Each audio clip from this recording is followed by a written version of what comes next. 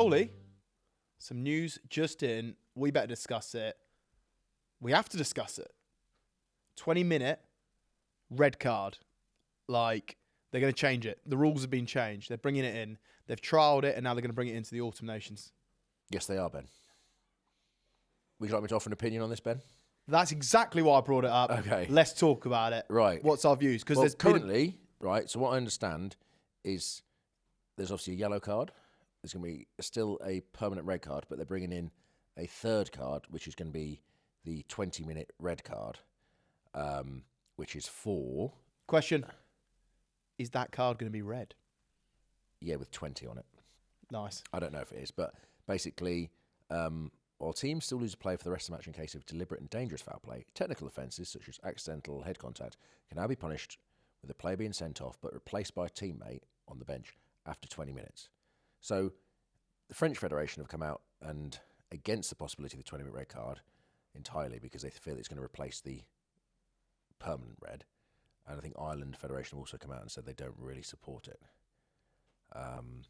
Is that because they think that a lot of the time they'll go for the option of giving a 20-minute card, knowing that player can't return? I guess some nations don't support it, which is France and Ireland, because they have a fear that the 20-minute red card will replace the permanent red, the current red card, which I think is a very good deterrent against. It's very rare now you see somebody deliberately clothesline somebody or somebody stamp on someone's head, like you did a few years ago, didn't you? Even like body parts, you get stamp on knees and joints. That was a red card, and you get permanent. It's very rare you see a sort of deliberate act of foul play, and that's because the red card is so strong and stringent, which is a good thing.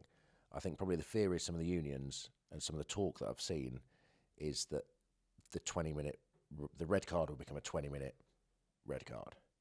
So does that then open up to the case of, oh, they've got a really good player, let's sacrifice this idiot in our team, kill that bloke over there, not kill him, wrong word, but it's like, you've got a really good player. Can we sacrifice, we employ the ice hockey enforcer, the goon, employ him, you take his head off, he's got to go off, you get red carded for 20 minutes, we can deal with that because you off the field for 20 minutes is better having him off the field for 80.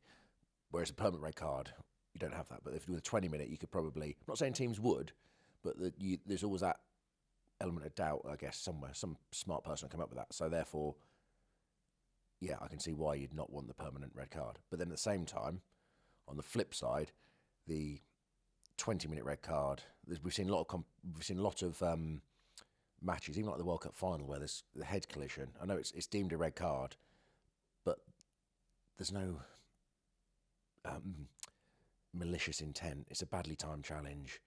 It's clumsy. Yes, it probably deserves a red, but then the team gets punished for a moment of clumsiness with no intent, no deliberate harm. Even the person who a lot of them, even the World Cup final, I think, the person who got hit in the head got up and didn't even notice it, so they carried on, you know what I mean? So some of them, it's like, yeah, remove the clumsy play permanently from the game, punish the team for 10, 20 minutes, and then let the game continue with 15 aside.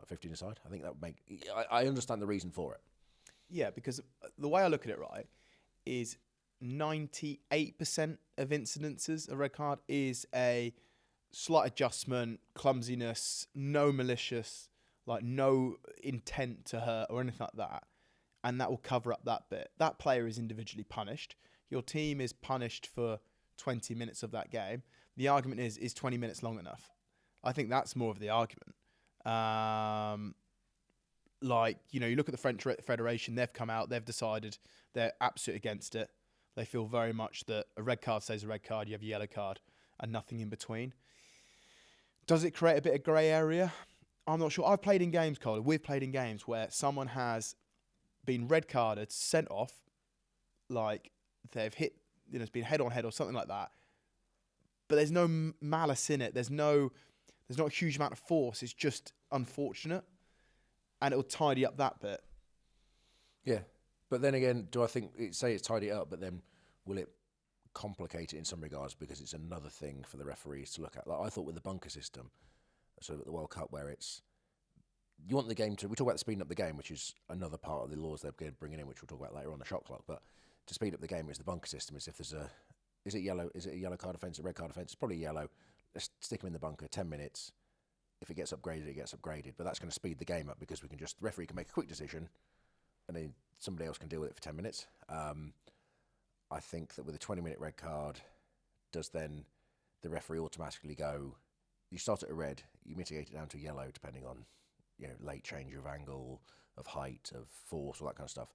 The referee's now going to have to mitigate down live on the field from a red to a 20-minute red to a yellow card, which is that going to then lengthen the process, or a referee's just going to go 20-minute red card, deal with it.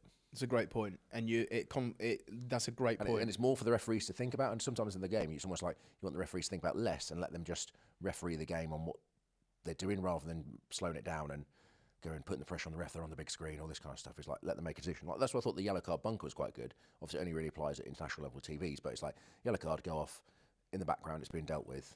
And the game continues. Continues. Bit more flow, bit more continuity. French Federation have come out, Coley, and they've said it's unacceptable step backwards for player safety. Do you agree? I don't think the game's as safe as it's ever been, I would say. I mean, I don't know if the statistics back this up, but I think the game's as safe as it's ever been. Around head trauma, concussions, the game is trying to be as clean as possible, right? Which is great, and the game needs to continue in this way, and I think it has done. I think there are elements of the game where there are clumsy challenges in rugby. I think there always will be. There's human error. It's not going to be perfectly safe, but there's deliberate foul play where you go out to deliberately hurt somebody or do something is a permanent red and should be thrown out of the game and all that kind of stuff. Clumsy is, you're not intentional. I can understand why the red, and I don't think it's going to make the game, by having a 20-minute red card, I don't think it's going to make the game less safe unless you get rid of the permanent red card. The other thing as well is the bunker system was used in the World Cup and hasn't been used since. They obviously feel like that hasn't worked. So this is their new interpretation of that. Well, I guess there's the balance of, in some regards, what level of rugby it's at. Because if you go beneath international, the Premiership, not games, you don't have TMO access. You can't review games. So if you're on the playing for your local team at the weekend, is the referee going to be able to have a 20-minute red card and go, I think that's, make it a snap judgment. I think that's high, it's dangerous, but it's also a bit clumsy, but it's 20 minutes, you're off, but someone else, your team's not going to get punished because, you know what I mean? And there's that human element. And I think that's probably, in that regard, at lower level, probably a good thing, because it speed up the game and keep it safe. And a referee's going to be able to tell the difference between a deliberate, someone taking someone's head off and a clumsy challenge and all the rest of it. But then highest level, I think things are done in such scrutiny that whether you're going to be able to spend the time scrutinising it on the field, and is it just another thing for the referees to, another checkpoint? Like, you listen to them now and it's a high shot, and rightfully so, it's got to be safety and stuff, but it's like, red, is there a height change? Is there a change in direction? Is another player involved? Is the force with the head? Is the force at the shoulder? Where is the force to? Is it head on head? Is it shoulder on head? Is it, there's so many entry points, and there's so much referees to think about, there's so many checkpoints they have to go through, which is great, but it's also makes life quite hard for referees and pressurised situations, and especially when people in the media and stuff are going, well, the red cards ruins the game. It ruins the game. So player safety, but the red card's going to ruin, this game's ruined if it's a red card. So the referees, surely in the back of their mind, are thinking, I don't really want to give a red, but I've got to do all this checkpoint, I've got to do it right to make sure it's right, and it's just, it makes it harder for them. It does make it harder for them. I think they'll revert to that, I think, a lot more, because it kind of, well, it's human nature. Like, I'd love to know what the listeners think. Get involved, leave a comment. Like, what do you think? It's news. There's obviously just broke. Like, tell us what you think, your thoughts on it. What would you do differently? Are you with it? Are you against it? If you're a paying pundit and you've gone to watch one of these games in the Autumn Internationals and it's a great showdown, if something happens in the first 1 minute, how do you feel now that you've got that? Okay, no, actually, it'll be 15-15 again in 20 minutes' time. Does that sit better with you than if you paid to watch a match and a team at under 14? It almost feels like the writing's, it's an inevitable result come the end of it. The other thing as well, of course, contradicts a little bit, Coley, is they are talking about 30 seconds from when the mark is made for both scrum and lineouts. And they're also talking about, obviously, shot clocks now, penalties, conversions, which we already have, but 60 seconds.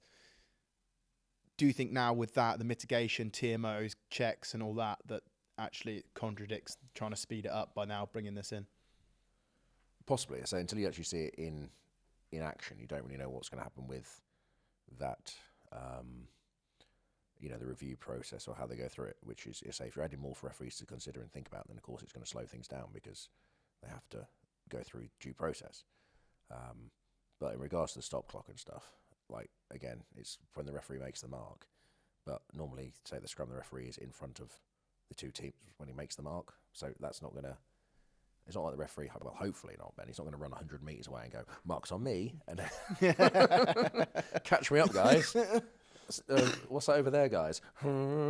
Marks over here. And similar with lineouts, they're normally there or thereabouts. You know, I know you have a huddle and the reduced huddling time. So I think some of that stuff. But then again, it's just more for referees to think about, which I think, like, in the essence of the game, like, I make a mark and I've got to go 29, 30, and it's just, I don't think that's the problem in the game. You know what I mean? Like, I don't think speedy. People say that's speed in the game. I can understand reset scrums, or sometimes you have a scrum collapse. All right, wait, scrum. Like, those parts can be sped up, and I think that's an onus on teams, not just referees, but on teams to speed that. But yeah, I don't think that's the real big issue in the game. Coley, we'll leave it there. You've got England camp to think about. I'll watch it, see how it plays out, see if it benefits the game, see if it doesn't, and I can debate it. Please like, subscribe, leave a comment below. What's your thoughts about it? Are you with it? Are you against it? What would you like to see change? Is it going to make a difference?